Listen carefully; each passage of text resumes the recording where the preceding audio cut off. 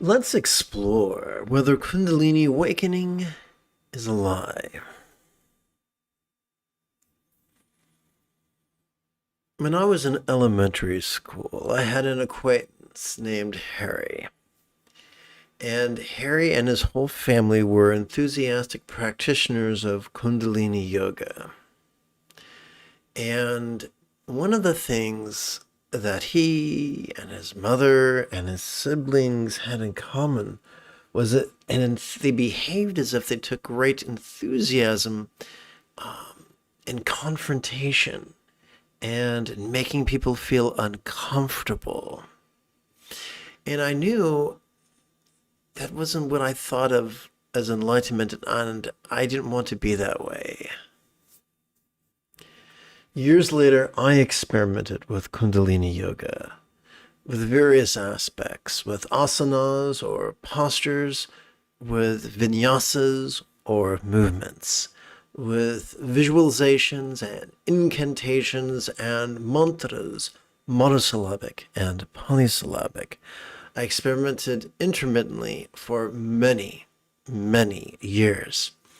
And although I could feel the energy move, it did not move in a way that increased my peace or my love or my resourcefulness. It moved in a way that made me more cranky. And frankly, I did not need any help being cranky. That was already my talent. There are two main premises with Kundalini yoga. One is minor, one is major. We'll hit the minor one first. It is not older than Buddhism. It is not as old as Buddhism. It is less than 1,000 years old. When it comes to meditative traditions of the shamans, of the Taoists, of the Buddhists, Kundalini yoga is the new kid on the block. Now, is it well known in America? Yes, it's well known in America. But it doesn't make it the best simply because it's well known. Now let's get to that which is most important. One of the premises, I'm not going to use their exact nomenclature, but here's one of the basic premises. Enlightenment is a state. You can influence your state with the tools of Kundalini. Superficially, seems legit until you put it to the test. There was a phrase that was coined in the 19th century, the 1800s, which seems like a contradiction. Gilded cage. Perhaps you've heard the song, "She's only a bird in a gilded cage." Just because a cage is gilded doesn't mean it is no longer a cage.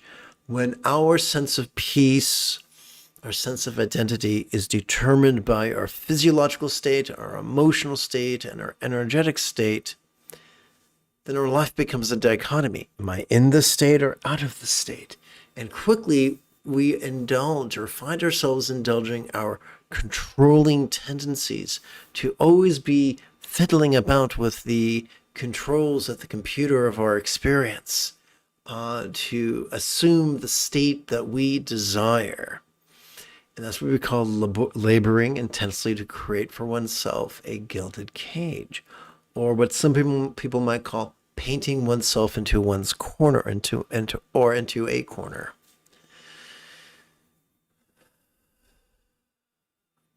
That's not freedom. What is freedom? Freedom is to transcend our resistance to the circumstantial, to transcend our inherent resistance to the physical, to transcend our inherent resistance to the interpersonal, to transcend our inherent resistance to the mental. Can we notice what we're experiencing, good, bad, or ugly, pleasurable or painful, interesting or boring, internal or external, physical or mental, glorious or grotesque? Can we notice what we're experiencing and make peace with it? Because there are very few things we can meaningfully change, and even if we can change things, it's only temporarily. I don't care how awesome you are as a meditator, you cannot generate or prevent an earthquake. You cannot stop an earthquake. It would be pretty cool if it was. I would not be surprised to see that power in a Sith Lord in a Legends novel or comic book. That would be fun to watch. But I would understand it, and you would understand it as simply a work of fiction, as an adolescent power fantasy. And let's explore that a little bit further, if we may.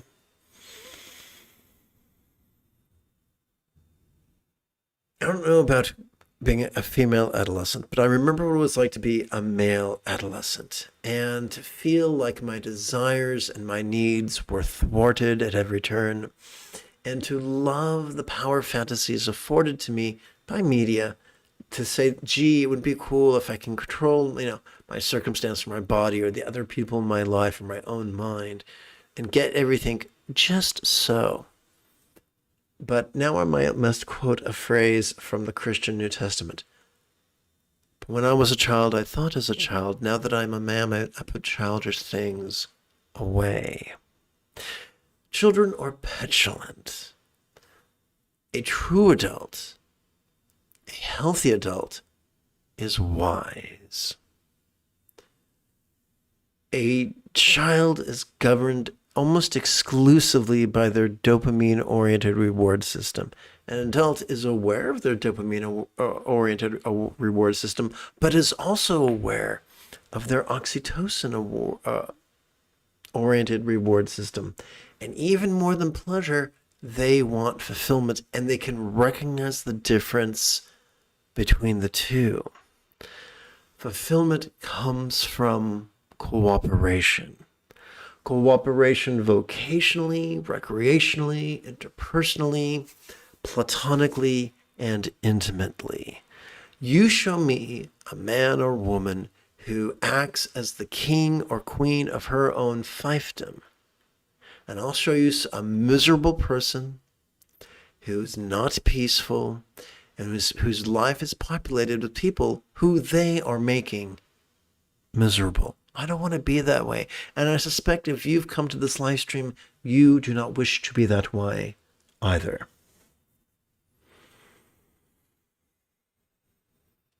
The liberation the Buddha offers us is not liberation from circumstantial stressors or physical stressors or interpersonal stressors or mental stressors. It is not liberation from the beautiful or the ugly or the discordant or the harmonious, the pleasurable or the painful, the fragrant or the foul, the delicious or the disgusting. It is liberation from the tyranny of those things. To be able to perceive those things without being controlled, without our choices or our utterances or our behavior being a marionette or a puppet of those things. And so the Buddha's method is to use a set of 8 categories of techniques known as the Eightfold Path. Enlightenment is nothing more than the mastery of that Eightfold Path. As children, we were befuddled by the daunting task of striving to tie our own shoes. As adults, we've mastered that simple task, and we're now able to tie our shoes spontaneously, habitually, easily, and effectively. Any skill that can be mastered can be described in those terms. Not only is it possible to master the Buddha's Eightfold Path, but the Buddha guaranteed it could be done in less than 7 years, or 7 quarters, or 7 months, or 7 fortnights, or 7 weeks, or even, and this is wild, even 7 days.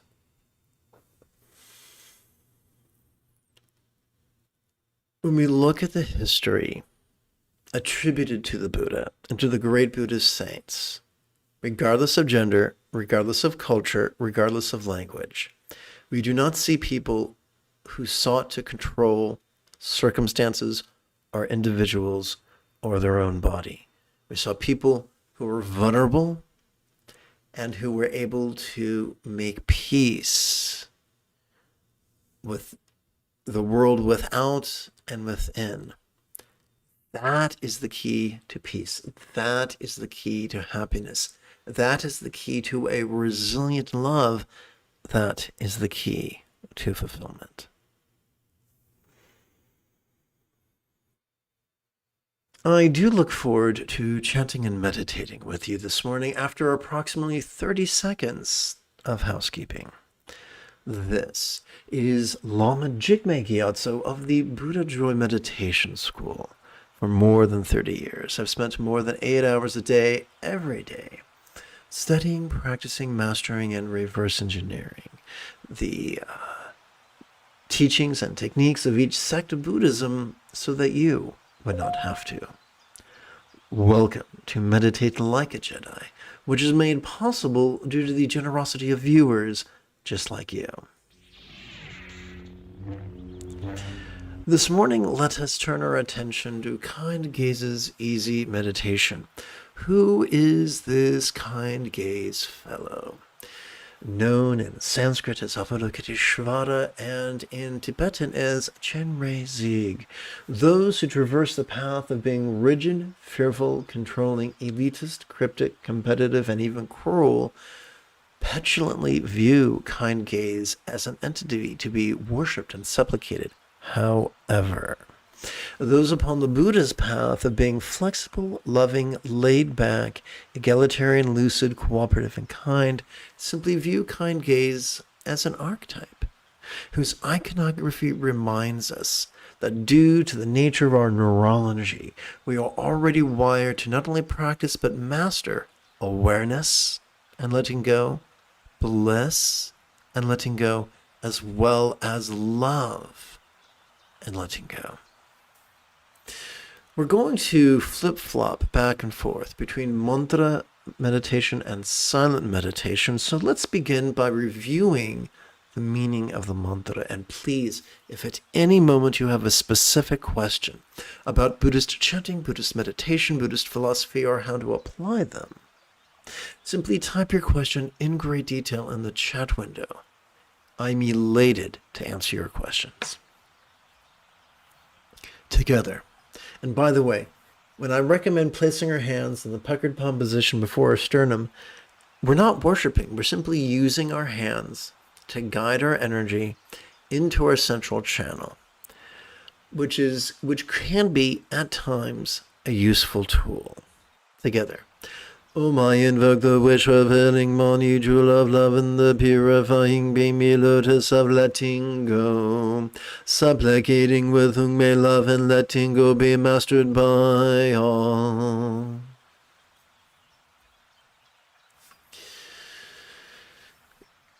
We're going to begin our first exercise. Where did the cursor get off to? Our first exercise of bliss and letting go is known in Tibet as Lama Kieno, or calling the teacher as from afar. This brass figure represents the enlightened potential of our own neurology. This figure, depicting two red individuals sporting in tantric union, literally represents the teachings and figuratively represents sensations that we might experience at the crown of our head or perhaps a forearm's length above it. So the trick to transforming mindless, perfunctory mantra recitation into truly transformative mantra meditation is twofold. First, during our inhalation, we could silently and mentally recite this italic statement, or the statement in italics. During our exhalation, we can physically relax as best we can while striving to chant these 12 syllables 4 times per breath. Om mani me me yung, om mani me me yung, om mani me me yung, om mani me me yung, om mani me me yung, om mani me me yung, om mani me me yung, om mani me me yung. Om mani me me yung, om mani me me yung, om mani me me yung, om mani me me yung, om mani me me yung, om mani me me yung. baby yung, oh money baby yung. Om mani baby yung, oh money baby yung. Om mani baby yung, oh money baby yung. Om mani baby yung, oh money baby yung. Om mani baby yung, oh money baby yung. Om mani baby yung, oh money baby yung. Om mani baby yung, oh money baby yung. Om mani baby yung, oh money baby yung. Om mani baby yung, oh money baby yung. Having chanted the mantra 32 times, we now turn our attention to mindfulness. Every time we inhale, whether we know it or not, whether we mean to or not, we access our sympathetic nervous system. It is not found in the 3-pound supercomputer between our ears. Rather, it is ensconced within the thoracic region of our spinal cord that correlates with our rib cage. It did not evolve to indulge either extreme of mind blanking or active concentration.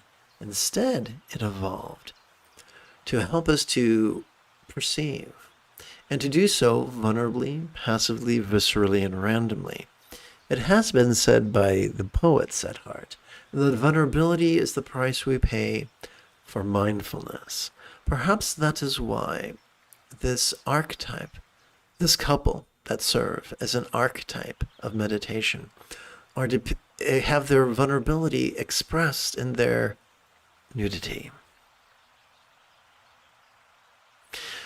Well, if we're not supposed to actively concentrate upon our breathing, then what is our relationship to breathing?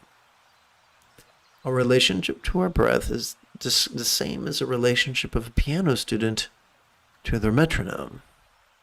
When we perceive our body breathing in of its own accord, we can silently and mentally recite perceiving this very turbulent play of mind. When we feel our body exhaling, we could silently and mentally recite relaxing into mind's non-graspable nature. Together, let's practice this. I'm going to practice this for 16 rounds. You might only get to 8 or 12 rounds. That's because I'm breathing faster than you because I'm doing all this talking. Here's a great tool to count to 8 or 12 or 16. Consider, if you will, your left hand. You have 4 fingers, clearly. And upon each 4 fingers, there are 4 opportunities to count. There are the first 2 creases to count to 8, because 2 times 4 is 8. There are 3 sets of creases to count to 12, because 3 times 4 is 12.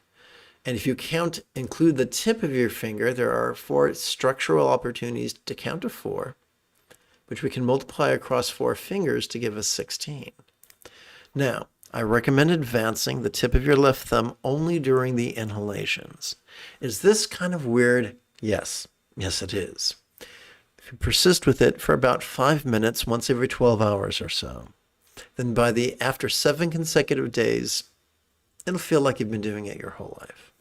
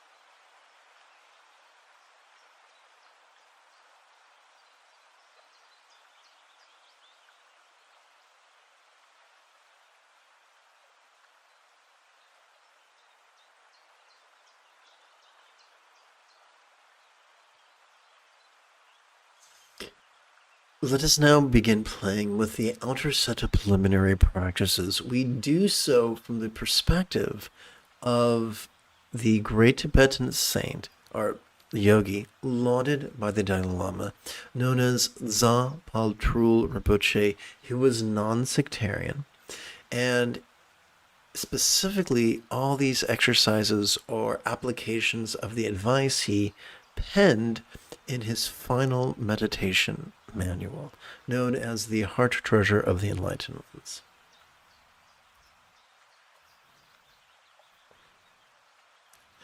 Please chant with me. Those who tread that path of Devadatta use the awareness of stress to frighten folks into an analog of morality. But upon this path of the Buddha, the awareness of other stress fuels or empathy. So, legend would tell us that Devadatta was the wicked cousin of Gautama, or Shakyamuni, who was known as the Buddha. Do we know for certain these people existed? No. But they are useful archetypes on our spiritual journey.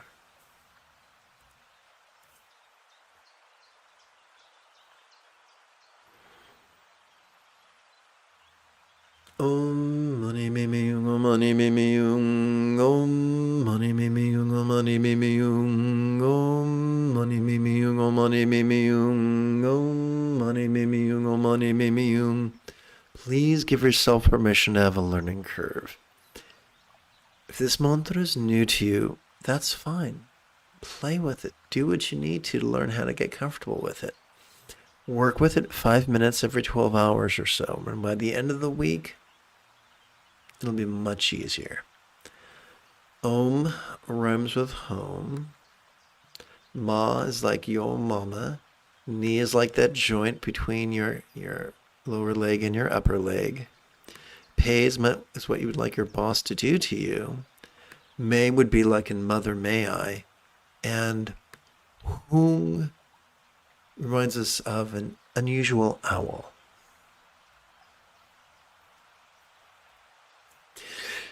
Those who tread that path of Devadatta use the awareness of causality to frighten folks into a form of moral code. But upon the path of the Buddha, awareness of interdependence reminds us that our love could lighten others' loads. Om mani mimi yung, om mani mimi yung, om mani mimi yung, om mani mimi yung, om mani mimi yung, om mani mimi yung, om mani mimi yung, om mani mimi yung. Those who tread that path of Devadatta use the awareness of impermanence to promote a fear-driven practice, although upon this path of the Buddha, the awareness of change could fuel our wisdom of letting go.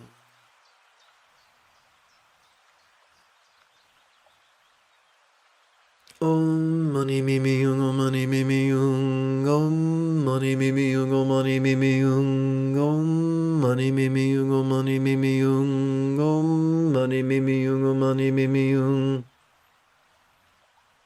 Om mani mimi yung, om mani mimi yung, om mani mimi yung, om mani mimi yung, om mani mimi yung, om mani mimi yung, om mani mimi yung, om mani mimi yung.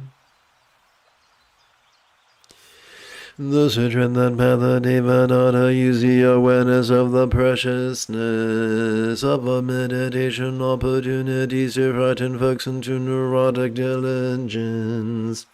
But upon this path of the Buddha, we joyfully flow from the effortless effort of love-centered spontaneity.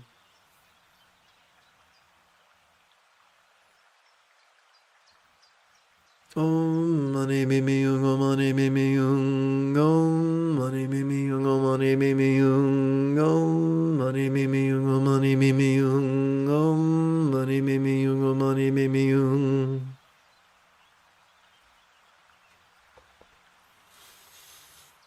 Let's begin with a bit of review. Every time we inhale, we're wired to notice sights, sounds, sensations, flavors, scents, and the like. We're also wired to notice emotions, intentions, thoughts, memories, and imaginings.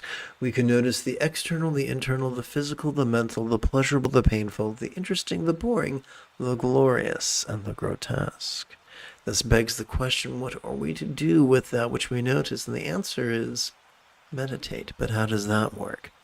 Every time we exhale, whether we know it or not, whether we intend to or not, we access the parasympathetic nervous system, also found in the spinal cord, specifically in the lower lumbar area, as well as the tippy top of the cervical area. This parasympathetic nervous system has evolved to support both physical relaxation as well as mental release. So every time we relax into our exhalation, whatever we noticed during the previous inhalation could begin to feel as if it was less graspable. Now, because we evolved to think symbolically, let us add in a bit of the old figurative language. Every time we relax into our exhalation, whatever we noticed during our previous inhalation could begin to feel as non-graspable as a vast, empty void. Now, an English teacher worth the salt will remind us that a simile is only as effective as it is relatable. So, what is a real-world example of a non-graspable, vast, empty void? How about the illusion of the infinite azure sky on a bright and beautiful cloudless morn, which, although could be tantalizing to the eye, is intangible to the hand?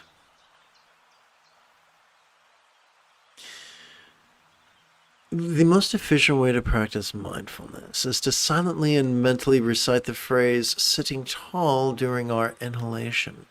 This helps us to generate a vertical traction between our tuchus and our head. During our exhalation, we could silently and mentally recite the three-syllable verb relaxing, not as an adjective to pretend we feel that, but as a command to our central nervous system to do what it has already evolved to do oh so many, many, many, many generations ago.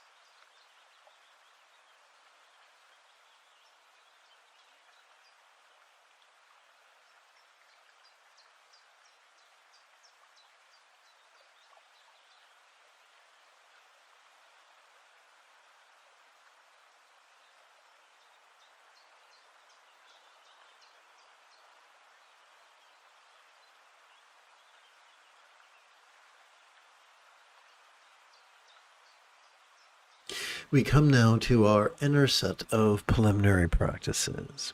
Together. In our empathy, may we long to free all beings from the toxic tyranny of hate, engraving, and confusion.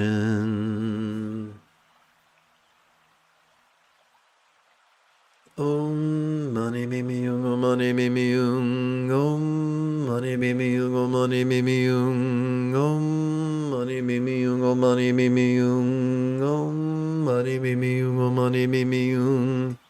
Together. In our pragmatism, may all liberation of all others be fueled by your reliance on the Buddha's example, instructions, and students, described by the metaphor of the three wish-fulfilling jewels. There is a mindless aphorism that is very popular in Japan and some sects of China, that Chan or Zen is a transmission independent of the scriptures. That sounds great if your teacher is scripture illiterate, but the founders of Chan were scholars, and they not only read sutras, they had favorite sutras, including Lankanvatara Sutra, Diamond Sutra, Heart Sutra, and the like.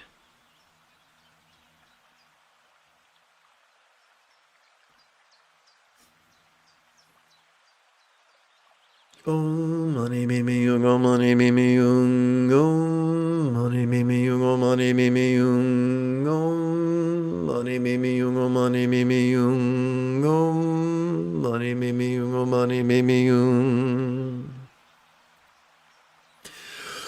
Rather than squander all time and energy and defensiveness, how much wiser could it be to learn from all mistakes lessons that effortlessly flow from the centered spontaneity of mindfulness and meditation?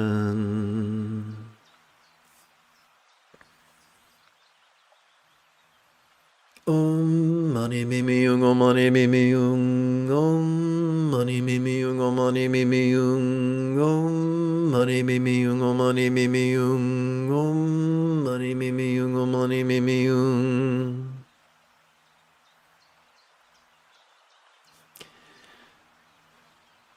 A life squandered in competition and greed leads not to peace and fulfillment. Better to live in cooperation and generosity.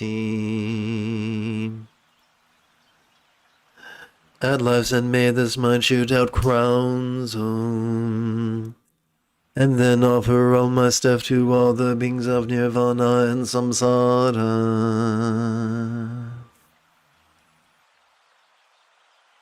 Om mani mimi yung, om mani mimi yung, om mani mimi yung, om mani mimi yung, om mani mimi yung, om mani mimi yung, om mani mimi yung, om mani mimi yung.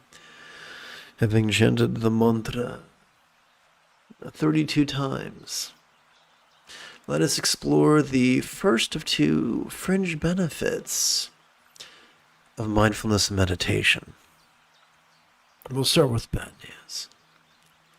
If we have the misfortune to receive teachings telling us to practice active concentration and active contemplation, fMRI studies show that causes our blood to gather at the bottom of our limbic system in a hunk of meat known as the amygdala, which serves as the seat of both anxiety and aggression.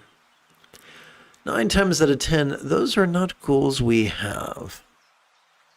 Fortunately, when we replace active concentration with passive mindfulness, when we replace active contemplation with passive meditation, our blood mass shifts to a hunk of meat known as the anterior cingulate gyrus, located just a few centimeters behind our forehead. It functions as the hub of our mirror neurons, the seat of empathy. Perhaps this is why the Dzogchen Lamas of Tibet insisted that the highest love is spontaneous and uncontrived. This probably goes a long way to explaining how Samantabhadra and Samantabhadri are depicted as beautiful.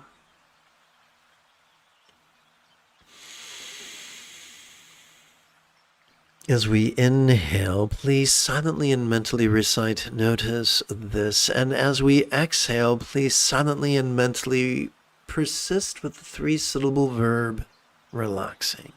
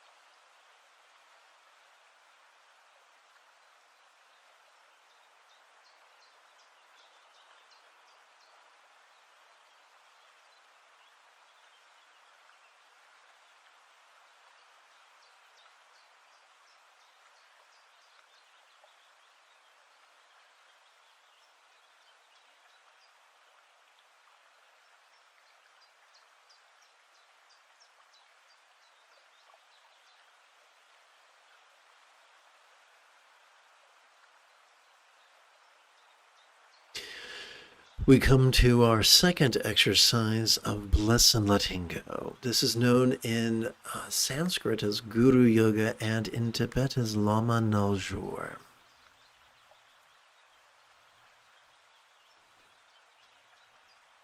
Om mani mimi yung, om mani mimi yung, om mani mimi yung, om mani mimi yung, om mani mimi yung, om mani mimi yung, om mani mimi yung, om mani mimi yung, om mani mimi yung, om mani mimi yung, om mani mimi yung, om mani mimi yung, om mani mimi yung, om mani mimi yung, om mani mimi yung, om mani mimi yung. Om mani mimi yung, om mani mimi yung, om mani mimi yung, om mani mimi yung, om mani mimi yung, om mani mimi yung, om mani mimi yung, om mani mimi yung, om mani mimi yung, om mani mimi yung, om mani mimi yung, om mani mimi yung, om mani mimi yung, om mani mimi yung, om mani mimi yung, om mani mimi yung.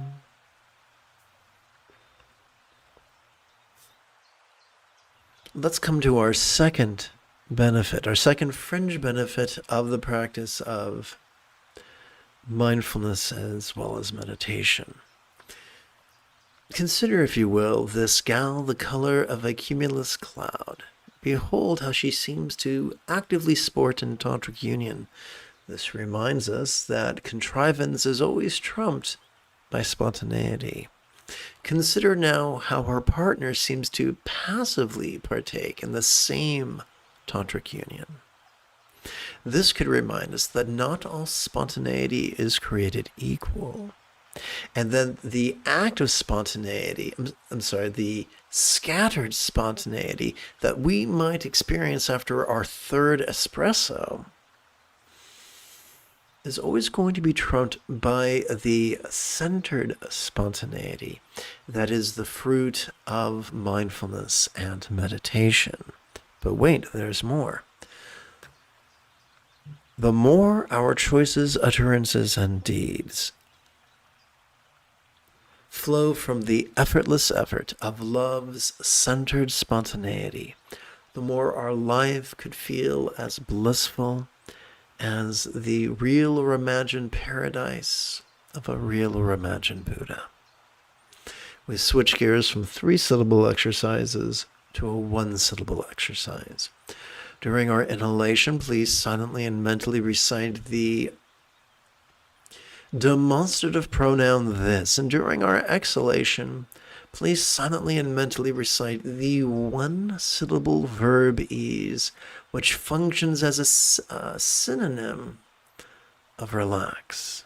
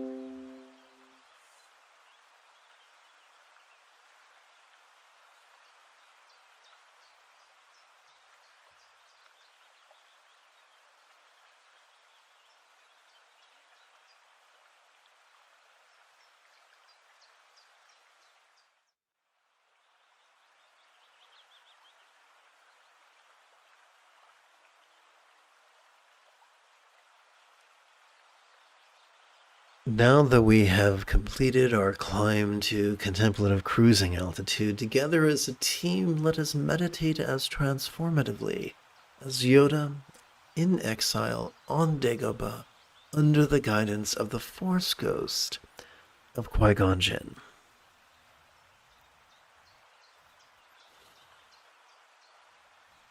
having completed our preliminary practices, we now enter the gates of highest yoga tantra. Insert fanfare here. Ta-da! Let us bring the experience of the 4 bases of mindfulness into the conventional path of love and letting go, where it is love that is emphasized. Together. Those who tread that path of Deva daughters quanta time and energy with contrivances of visualization, emotion, magic, and belief. Upon this path of the Buddha, we simply recite these words in harmony with all breathing and allow our subconscious to do the heavy lifting. We're now going to play with a series of 8 exercises. Now, you're already familiar with silently and mentally reciting an italicized bit before we begin relaxing into the recitation of the mantra. However, these next 8 italicized bits are going to be conceptually dense and rely upon metaphor. Metaphor can be puzzling. Fortunately, before we form this italicized bit, we will verbally chant an explanation so that we won't be stumbling about like a drunk in the dark. Together. May all minds of all beings now be as peacefully wise as the mind of a real or imagined Buddha symbolized by a tikle, one syllable zero bija mantra.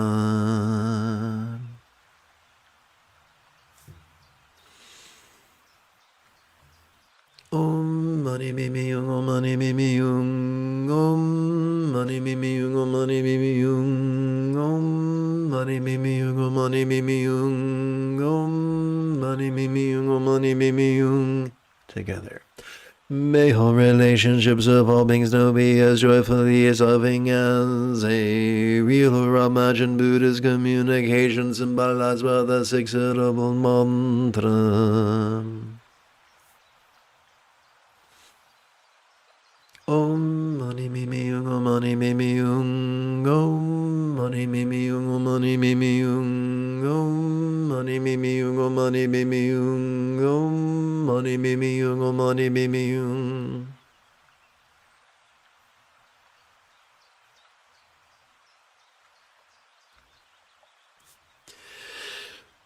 May all bodies of all beings now enjoy the beautiful health seen in Buddhist art, depicting the blissful body of a real or imagined Devi or Yadam archetype of enlightenment such as Chenrezig.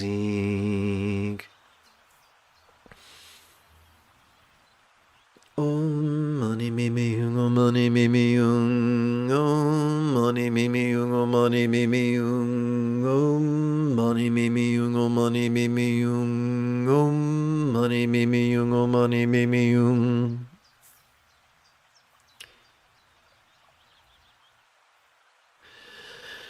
May all circumstances or lots of all beings now have the good fortune or boon as a Buddha's real or imagined paradise pure land of Vati.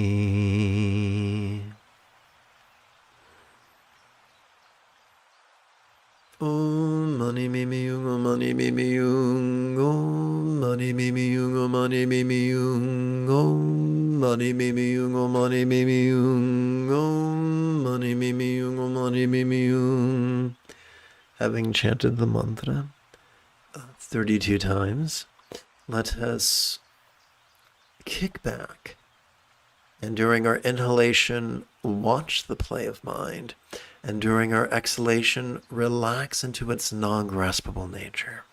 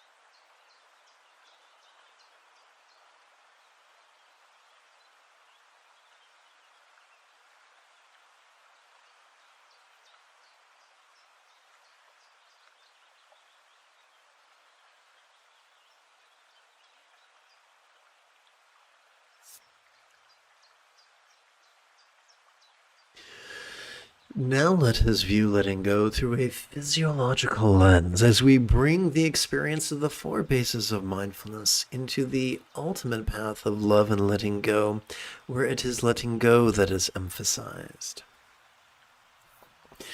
Those who tread that path of Tivata are caught in the thrall of rigidity, confuse metaphors for literal statements.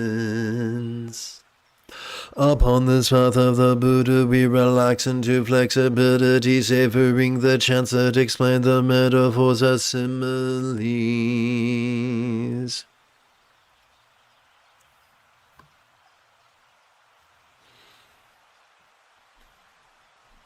As we inhale, we could notice all mind's perceptions, emotions, intentions, cognitions, recollections, and imaginings quite clearly.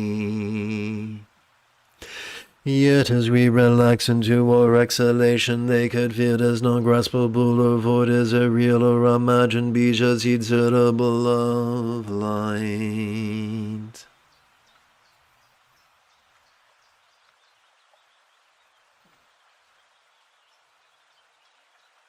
Om mani mimi yung, om mani mimi yung, om mani mimi yung, om mani mimi yung, om mani mimi yung, om mani mimi yung, om mani mimi yung, om mani mimi yung.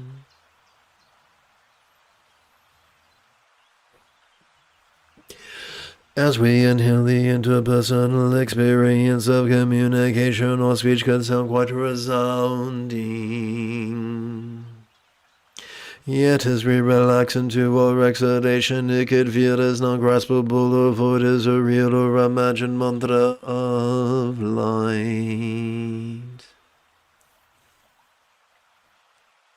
Om mani mimi yung, om mani mimi yung, om mani mimi yung, om mani mimi yung, om mani mimi yung, om mani mimi yung, om mani mimi yung, om mani mimi yung.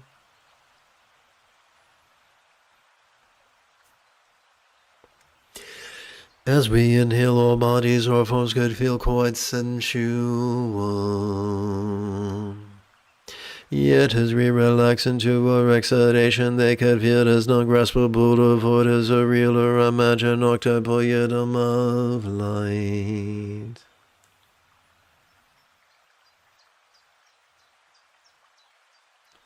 Om mani mimi yung, om mani mimi yung, om mani mimi yung, om mani mimi yung, om mani mimi yung, om mani mimi yung, om mani mimi yung, om mani mimi yung. As we inhale, all circumstances or lots could appear quite vivid. Yet as we relax into our exhalation, they can feel as non-graspable or void as a real or imagined paradise or vati of light. Om mani mimi yung, om mani mimi yung, om mani mimi yung, om mani mimi yung, om mani mimi yung, om mani mimi yung, om mani mimi yung, om mani mimi yung.